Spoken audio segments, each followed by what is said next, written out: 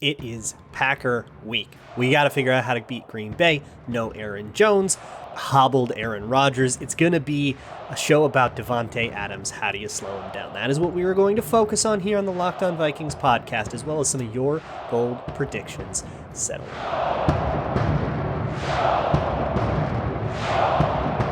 Ooh-wee! You are Locked On Vikings, your daily Minnesota Vikings podcast. Part of the Locked On Podcast Network, your team every day. What's going on, everybody? Welcome to the Locked On Vikings podcast, part of the Locked On Podcast Network, your team every day. As always, I'm your host, your pal, and the kid you copied off in math class. My name is Luke Braun. You can find me on Twitter at LukeBraunNFL, and you can find the show on Twitter at Locked On Vikings. Today is Friday. That means we got your bold predictions at the end of the show. We're going to talk a little bit about how to stop Davante Adams. And that conversation, I'm going to warn you right now, goes deep into the weeds. We are doing some really deep X's and O's stuff. We're going to pull out the whiteboard. We're going to talk about how you can construct a defense where you don't end up with Davante Adams one-on-one with one of your worst players. We're going to talk about how to do that. If you're not interested in all that and you just want to have a little fun, skip to the end, do the bold predictions. They'll be a blast. But otherwise, I hope you can strap in and come on a little journey with me and learn a little something about defense.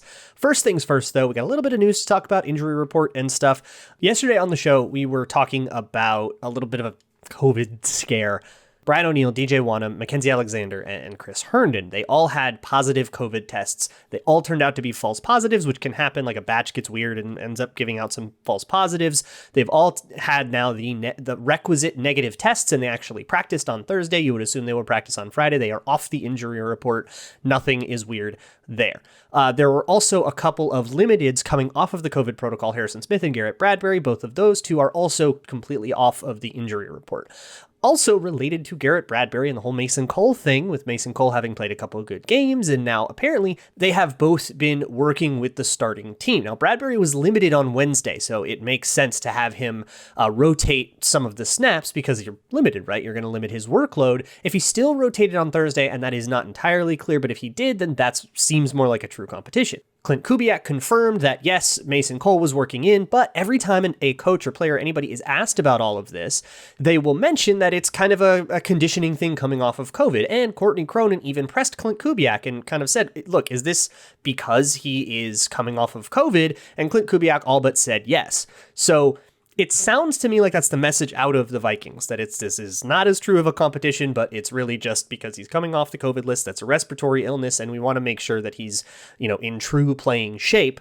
But I mean, teams have come out and lied before. So if you don't want to believe them on that, you've kind of got some precedent to go off of there, but we just have to wait and see who actually trots out onto the field on Sunday. So that's an interesting thing that's all going on. Also, Ryan Connolly is back off of the COVID-19 list. He was limited on Thursday and would presumably be off the injury report by Friday. They just kind of give you an easy day back in. And Wyatt Davis showed up on the injury report with an ankle issue. You still have Bashad Breeland and Anthony Barr as limited with their groin and knee issues, respectively. So that's all the availability stuff. Also, go check out either Locked On Packers or whatever. Go check that out for their injury stuff, because Aaron Rodgers has not been practicing, though he insists he will play, and it sounds like he's going to play. He's got some kind of toe thing. They're taking it easy, but he's going to play on Sunday. They're taking it easy so he can play on Sunday, but they're also missing a ton of key players over there. That's really interesting. But we are going to be going up against Davante Adams. And in the last few games against the Packers, Davante Adams has absolutely wrecked us, except for the win game, the last one in Lambeau, week 8 last year. But the week 1 game, Davante Adams went insane. Both the 2019 games, he went insane. He's gone insane on the Vikings quite a few times, and that's because the Packers have been very good at finding a way to get him one-on-one with either old Xavier Rhodes or one-on-one with like Jeff Gladney or somebody like in his first start week 1, or Holton Hill, I think it was a bunch that game. So we need to try to prevent that. And we need to find coverage rules that make it difficult for Green Bay to get Davante Adams in the one-on-one. We can't make it impossible, but we can make it as difficult as possible. And that's kind of the way I want to approach the rest of this Vikings-Packers preview, is go really deep and kind of say, this is how I think the coverage should work.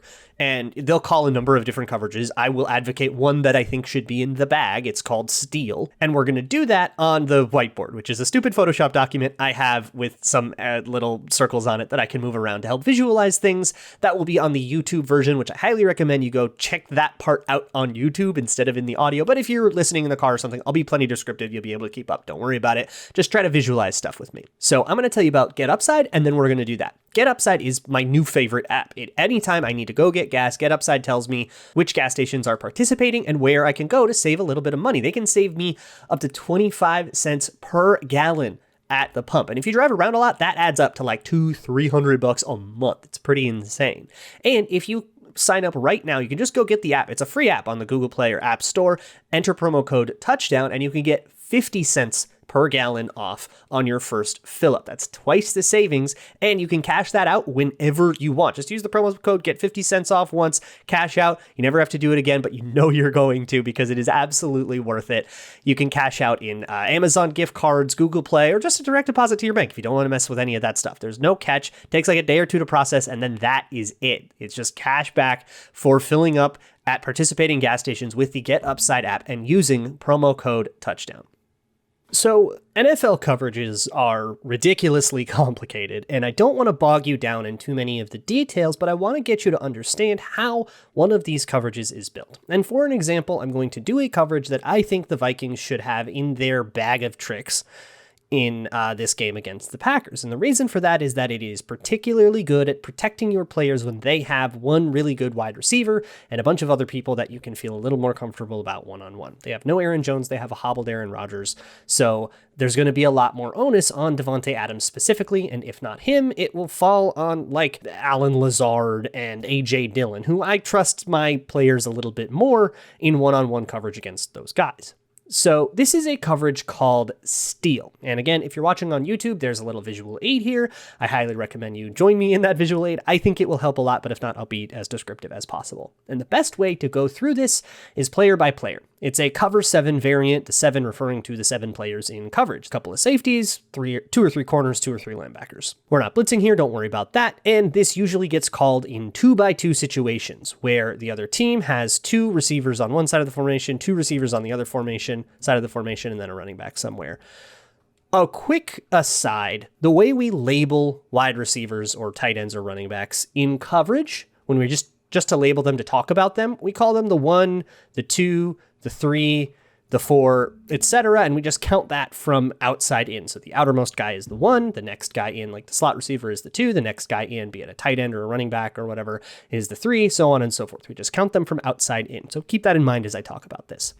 So again, the easiest way to do this is to go guy by guy. Let's just start with a defender, talk about his role, and then we'll build from there by adding more guys into the mix. But first, let's talk about one player, the outside corner on the strong side of the formation, the side with more players on it. That guy might be Bashaud Breeland. And if the number 1 receiver, the outermost receiver, is Davante Adams, which he commonly is, he would be in one-on-one man coverage a lot against Bashaud Breeland. We very much do not want that. So let's see if we can't come up with an assignment that does not put him on an island like that.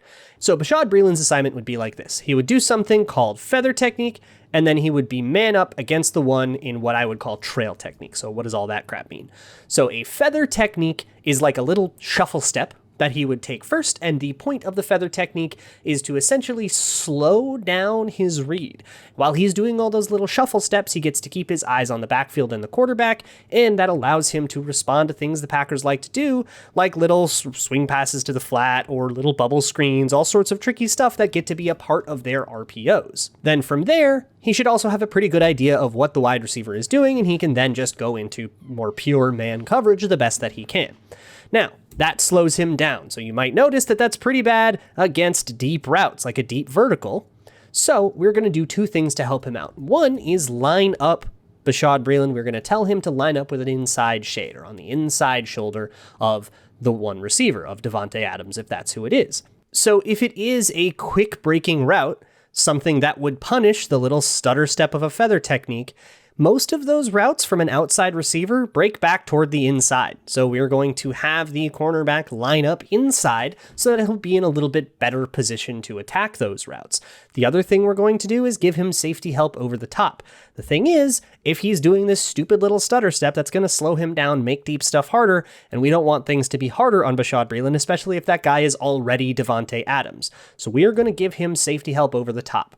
The safety on that side, his first responsibility is going to be one vertical. That means anything that the one does that is vertical, that is deep, not just a vert route like a go route, but also a deep post, a deep corner, a blaze out or something like that. Anything that is deep, the safety's first responsibility will be to man cover that. So anything that is deep will be double covered by both Bashaud Breeland and the safety that's over there. Let's call him Xavier Woods. Both of those guys would be on Davante Adams or whoever it is if they go deep. That's what the safety's first job is. The safety's second job is to vert. If one doesn't go vert, chances are two is. And if both of those guys go vertical, then he'd be on the one because his first job is the one vert. Now let's talk about the slot corner. Some people call it the star. His job will be to man up with the two, but also to reroute the two by shoving the two toward the inside. He will line up to the outside of the two and shove him back toward the inside. Again, this will help a lot against quick breaking routes. Since the outside wide receiver will break in a lot, the inside receiver will break out a lot, and a lot of times they'll try to do like a rub or a pick concept against each other. Well, if that slot receiver gets up toward the corner and then gets pushed out of the way, it'll ruin the timing of those rub routes and totally break apart the concept. So that little push is really, really important. The other thing that it does is if anything is deep and to the outside, you can actually push it more to the inside and kind of push him off of the stem of his route, push him off of his path, make him not be on the path he wants to be, and his route will suffer for that. Now, you may notice that there's a little bit of a problem because I don't want anybody one-on-one with Davante Adams. Well, what if Davante Adams lines up as the two? What if they put him in the slot? And what if they have the one run a vert route anyways, occupying both Bashaud Breeland and Xavier Woods? Then you would have the slot corner, call him Mackenzie Alexander, covering one-on-one with Davante Adams. And let's say that route breaks to the inside, so now our shove has actually helped him. He wanted to be that far inside. That is a bit of a nightmare scenario, and to deal with that, we have to borrow a safety from the other side of the formation. Let's call that guy Harrison Smith. And Harrison Smith will do what's called a poach technique, or some people call it a solo technique, where he will be the safety on the backside of the play where there's fewer people, and he will poach an over route on the front side of the play. If any of those players go deep, his job will be to basically try to undercut the route and poach it. And that makes Mackenzie Alexander's job a lot easier because Mackenzie Alexander can play what's called trail technique, where he doesn't necessarily need to be step for step with Davante Adams or whoever that slot receiver is. He actually gets to lag behind them a little bit, and it's kind of a bait and switch. You lag behind him, you make him look a little open, knowing that Harrison Smith is going to undercut that ball if it actually is thrown. So you're kind of trying to trick the quarterback into throwing that pass so you can then pick it off. Now, Aaron Rodgers, hard to fool, but if he comes off it because he sees trail technique, that's all the better. Now, you may notice that we have just spent 4 players on 2 receivers, if you are keen and counting along at home, which leaves us 3 cover guys left to go over and 3 receivers left to cover, so that's a bit of an issue. Let's talk about the Mike linebacker. This will be Eric Kendricks. It might be Anthony Barr, sometimes we'll call him Kendricks for now. He will be man-to-man against the running back, so whatever the running back does on the play, it'll be Eric Kendricks' job to cover that. He'll also play run first. Now remember, the Packers love RPOs, run pass options. And if the Mike linebacker, Eric Kendricks, is the read on those plays, he is going to play run first and encourage the passing option of those plays. And because we have a cornerback playing that little stutter step feather, and we have a slot cornerback or a star doing that little shove of the wide receiver, both of those things are keeping those guys' eyes in the backfield. So whatever the flat little screen pass portion of the RPO is, those guys are very ready to take it down in a way the Packers often don't scheme for. They scheme to have a linebacker out of the fray, and hopefully a numbers advantage for them. We'll be way more ready to approach that passing part of the RPO, so we want him to throw the pass part because we're really set up to stop that, and playing run first will always encourage the pass. If it's not a run play, the Mike is man-to-man up against the running back. Similarly, we now have another linebacker who will be man-to-man against the tight end, or if it's another running back, he'll be man-to-man against that guy. Pretty simple, and then that leaves you with man-to-man coverage with a cornerback and a wide receiver on the backside of the play. Now, unfortunately, that does mean that we would have, say, Patrick Peterson, or if you flipped things around, that could be Bashaud Breeland one-on-one against Davante Adams.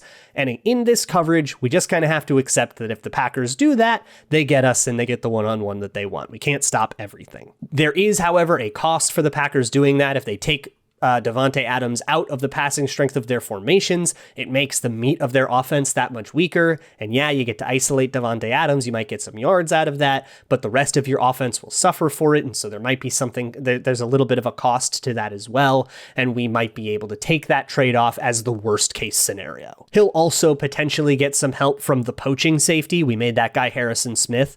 If there isn't a deep number 2 vertical or anything for him to poach, he then just becomes a deep zone safety. And so he might end up giving help over the top of that backside corner anyways. And we can sort of go through a million scenarios here or there. But this is a coverage that is very good at countering a lot of the Packers' favorite things. And they would have to go away from their favorite things to then get the looks that we're afraid of here, and we like a defense that forces the offense to go away from their favorite things. This is just one trick that would be in their bag, by the way. They would have a lot of different coverages, one that's called mixed, one that's called stubby, that's really similar, but it's for when there's 3 wide receivers on the same side of the formation. There are a lot of different tricks in the bag. This is just one and how it's constructed. And if you followed along more or less with what I was talking about here, you have a pretty good sense of the way the Vikings might approach a team like the Packers. Now, I know that was some pretty heavy stuff. So as a reward, we're going to do our bold predictions right after we talk about Built Bar. It is eating season. We are going to be taking in a lot of calories about a week from now. So maybe you want to prep a little bit by eschewing the late night dessert in favor of a Built Bar. If you've got a craving and you don't want to feel like crap about indulging that craving, but still feel like you indulged that craving, Built Bar is perfect. Built Bar is low calorie, low sugar, high protein, high fiber. It's a protein bar, but it tastes like a candy bar covered in 100% chocolate, all sorts of delicious flavors like chocolate raspberry, chocolate coconut, chocolate peanut butter, and they've got a bunch of limited time flavors. That's where it's at, by the way. So check out built.com. Every 3 or 4 days, they've got a new limited time offer. Get in on those. Those are where the best flavors are. If you can save enough calories now, you can go absolutely ham on Thanksgiving and not feel too bad about it. So head on over to built.com, enter promo code LOCKED15, LOCKED15, and you can get 15% off of your order. That's promo code LOCKED15 at built.com. I also want to talk to you about Grambling. The line for the Vikings game moved. Alert. They're now only 1-point home underdogs. I'm going to guess a lot of that had to do with the Vikings getting players back off of the COVID list and the Packers having their own injury issues and stuff. But if you want to hammer that line one side of it or another, head on over to BetOnline. You can also bet on college football, MMA, basketball, hockey, whatever you want to gamble on. I like their live betting apparatus. They just redesigned all of this, so you can just go bet live. You can kind of feel out the flow of a game and bet whether or not the other team will stake a comeback or not. The spread is moving constantly, or player props. Their player prop builder is a ton of fun to play with as well. Head on over to betonline.ag, sign up, do your first deposit, and when you do that, enter promo code LOCKEDON, LOCKEDON. You get a 50% welcome bonus for doing that. Whatever you put in, you get half of it in free play money. Once again, that is promo code LOCKEDON, all one word, at betonline.ag, where the game starts. Friends, dignitaries, academics, it is time for bold predictions. I don't know why I went into Bane there, but it is time for the bold predictions segment here in the Locked On Vikings podcast. We do this every Friday. Send it to me at Luke Braun NFL or at Locked On Vikings on Twitter if you got a bold prediction about the upcoming game. But before we get into the Packers game ones, we have to talk about the Week 10 bold predictions about the Chargers game. The first one came from King Squeaks, who predicted Bynum would be the NFL Defensive Player of the Week. Didn't quite get Defensive Player of the Week, but in spirit, you were right. I'm proud of you. Brett said the Vikings defense and special teams outscore the Chargers offense. This includes safeties, pick sixes, and extra points. If Eric Kendricks had returned that pick for a touchdown, if he were not touched and he got back for a touchdown, this would have cashed. This was very close. If you count extra points as special teams points, the Chargers scored 12 points on offense. The Vikings, via special teams and everything, had 9 points. They had 3 extra points and 3 field goals, but if there was a defensive touchdown in there, that would have done it. I love how wild and wacky this one was and how close it got to actually cashing. The next one came from certified Kellen Mond Stan, who said this Sunday the Vikings and Chargers will combine for more total yards than there are new COVID cases in LA. So on Sunday, I think it was the 14th, the number of total COVID cases in Los Angeles County was 979, which was pretty low for Los Angeles County, and a very doable number of yards were at a shootout. But unfortunately, it was a pretty normal game, only 634 total yards of offense combined by both offenses, so we didn't get there, but there was a world. Tone Setter Matthias said we would get a Kirk Cousins, Justin Jefferson sideline spat. We did get some Justin Jefferson sideline antics, but it was flipping a ball to Keenan Allen. That should have been a taunting penalty. So we didn't quite get that one there. Delusional Vikings fan said Justin Herbert would get sacked 4 times, each time a different Viking. Jefferson was only sacked 2 times, so we did not get that one. Also, I didn't say it on the show, but if it was more than 4, I would have given it to you. I wouldn't have been like, 5. And if it were 5 different Vikings, I totally would have given that to you. It's like if you were more right than you thought. Evan Creed said that CJ Ham would have the longest receiving touchdown. It was doable. The 3 receiving touchdowns were 1 yards, 2 yards, and 5 yards. So if there was like a 6-yard CJ Ham weird screen or shovel pass touchdown or something awkward like that, this totally would have cashed. But unfortunately, the only touchdown CJ Ham got was called back by a holding penalty. And then the last one was a holdover from week 9, which was from Scholar, whatever, who said that Patrick Jones would get a sack in his first career drive. And his first career drive came in this game, not in the last game. So we decided to kind of copy paste it over. Patrick Jones did get in his first drive. He didn't get a sack, so he didn't quite get there. But let's move on to the Week 11, the Packers game bold predictions. Thank you again, everybody who sent in bold predictions. I get a lot, and I only pick like 6 or 7 of them. So thank you, everybody who sent one in. Let's go with Fizzy Lift, who says Kirk's voice cracks on the Vikings' first offensive play. Kirk's voice has been cracking, and this doesn't feel that bold, but it would crack like later in the game after you've yelled a little bit. First offensive play would be pretty surprising, and also very funny to have predicted that. So we're putting that one in. Evan said Greg Joseph passing touchdown. He specified like on a fake field goal or whatever. I'll take any Greg Joseph passing touchdown, extra point or whatever. I might even give it to you on a 2-point conversion. We'll see how I feel next Friday. Nico said Kirk gets a taunting penalty. That would be phenomenal. That would make me deeply happy to see, even though it's a 15-yard penalty. Just for the hilarity of it, that would really, I would enjoy that. I mean, even if it like cost us the game, it would be so funny that it would like take some of the sting out of that. Stavi says set the over under on Vikings going for it on 4th down at 3.5 attempts and taking the over. So over 3.5 attempts. So 4 or more 4th down go for it attempts. That is incredibly bold considering who Mike Zimmer is, although there's been a lot of the word aggressive has been thrown out a lot in pressers. It has been clearly a directive in the building. So maybe we see this, but I think 3.5 is a pretty bold over under and taking that over. Yeah, that's pretty bold. The champion, Kyle Slaby, says Tomlinson and Clark lead their respective teams with 3 sacks apiece. Big day for the big boys. That would be pretty insane. I mean, Kenny Clark, if he's going up against either Bradbury or Cole, I could see that, especially with the state of the guards and all that stuff. I could see him leading the team and getting 3 sacks.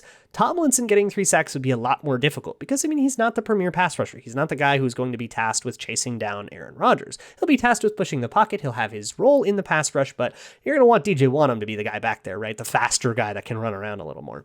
So that would be pretty surprising, and just the parlay of this makes it pretty bold. Liam Thrailkill says all sides score for the Vikings, offense, defense, and special teams, but offense does it last. Love the texture of a game like that. You get a defensive touchdown, a punt return touchdown or something wild, and then the offense finally scores. And in this case, I will count special teams as field goals. So field goal, defensive touchdown, offense will do it last. That would cash here. And finally, we'll take one from Tone Setter Matthias, who says Kirk Cousins catches his own pass twice. That would be extremely chaos Kirk. We are very due for a chaos Kirk game. We've seen a lot of conserva Kirk, a lot of like just good Kirk Cousins, the regular like firing the ball all over the field. Kirk Cousins, like I think he had a fantastic game last week. But we haven't seen the true chaos, fumbling all around, lose a shoe kind of Kirk Cousins as much this year. Him catching his own pass twice would be appropriately and cathartically chaotic. I would love to see it. Thank you guys so much for making Locked On Vikings your first listen of the day. For your second listen, check out the Locked On Bets podcast. Get your grambles straight with your boy Q and Lee Sterling. I will see you all on the other side. Whatever happens in this Vikings-Packers game, I'll talk to you about it on Monday. Thank you all so much for hanging out, and as always, Skol.